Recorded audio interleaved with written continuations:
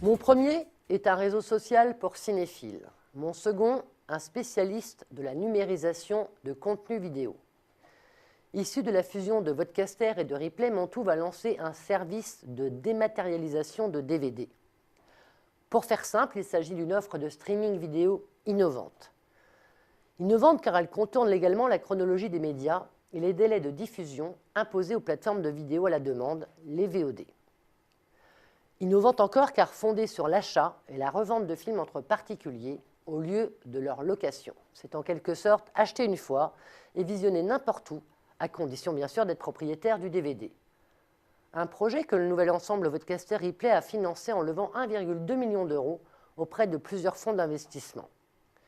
Mais c'est surtout un projet ambitieux qui se veut une alternative au site américain de VOD. Je veux bien sûr parler de Netflix.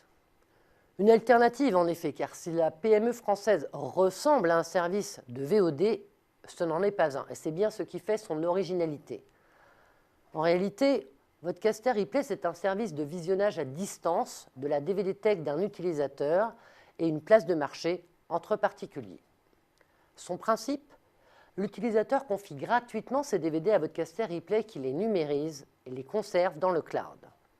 Les copies numérisées des DVD sont alors accessibles depuis plusieurs terminaux, smartphones, tablettes, TV, libre ensuite à l'utilisateur de les conserver ou de les revendre, la PME prenant une commission sur chaque transaction. L'astuce de ce service de visionnage à distance, les films ne disparaissent pas de la plateforme une fois diffusés sur les chaînes payantes ou gratuites. Car contrairement au service de VOD, celui-ci n'est pas soumis à la chronologie des médias. Une chronologie qui impose la disponibilité des films en DVD et en VOD à l'acte 4 mois après leur sortie en salle.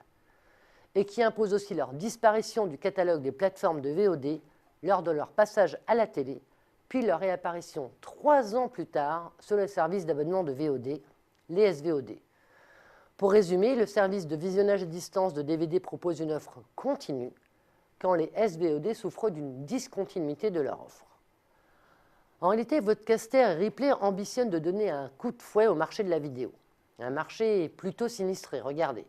En 10 ans, les ventes de vidéos physiques, c'est-à-dire les DVD et les Blu-ray, ont été divisées par 2 pour passer sous la barre du milliard d'euros de chiffre d'affaires en 2013, soit un recul de 17% par rapport à 2012. Dans le même temps, le jeune marché de la SVOD s'est replié de 3% en 2013 à 245 millions d'euros. Dans un tel contexte, le format ultraviolet pourrait bien être un relais de croissance. Récemment arrivé en France, ce standard technologique associe un code à chaque DVD physique pour accéder à sa version dématérialisée. Et c'est justement ce format que va adopter Vodcaster Replay. Côté plateforme de SVOD, la grande question est de savoir quand et surtout comment Netflix arrivera en France, alors que les rapports Lescure et Bonnel proposent de faire évoluer le cadre réglementaire. Si Netflix va redynamiser sans aucun doute le marché français de la SVOD, il prendra aussi des abonnés aux chaînes à péage. De quoi bouleverser le financement de l'audiovisuel et du cinéma français.